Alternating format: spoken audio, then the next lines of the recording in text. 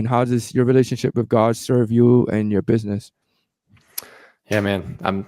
I hit rock bottom in 2017, 2018 and recommitted my life to God.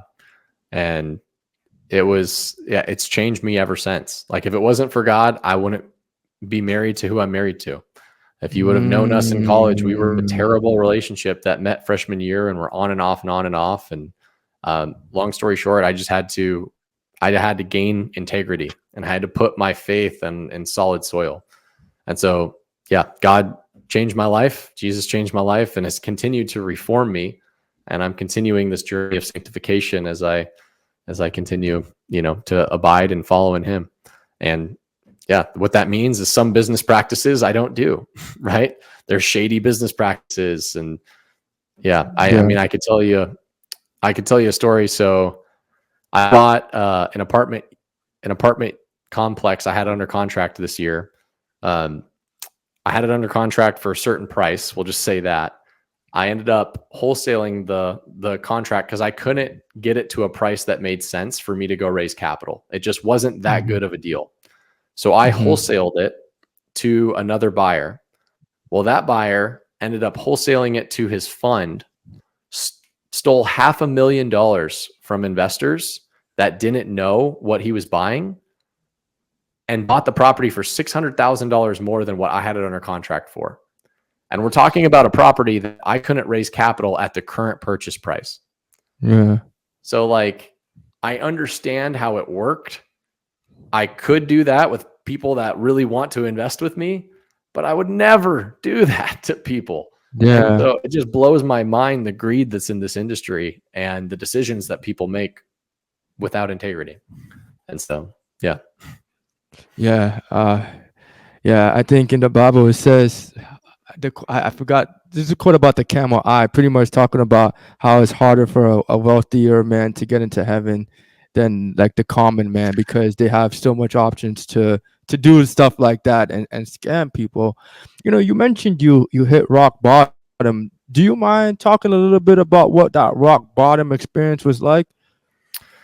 Especially if you're a younger male, this is going to be good for you. Yeah. So, after college, I moved back to Colorado, and I had broken up with my college sweetheart, now wife. And I just started, I was living for myself. I was going out to the bars every Friday, Saturday, trying to pick up women and drinking and doing drugs, right? Just all the things and partying.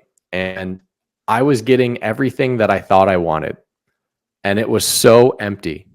I'll never forget, there was a night where it was Friday night, went out, came home after the bars, got what I wanted. Saturday, went out, came home from the bars, got what I wanted. And then Sunday, I just remember waking up feeling so broken.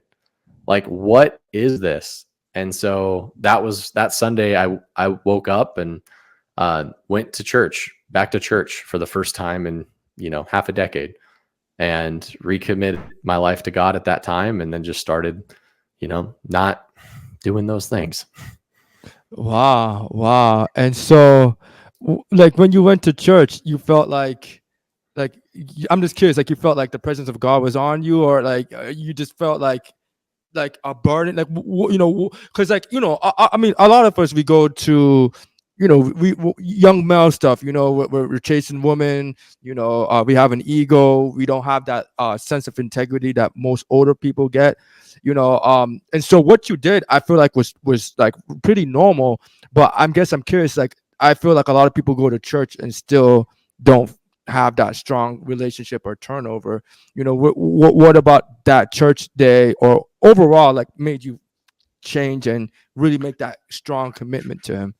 Yeah, well, I think maybe different to most. I had given my life to Christ when I was very young.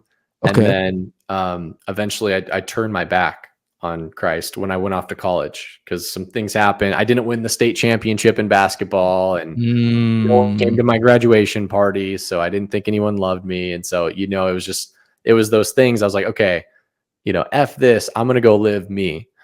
And so I lived me, and it got real broken real quick.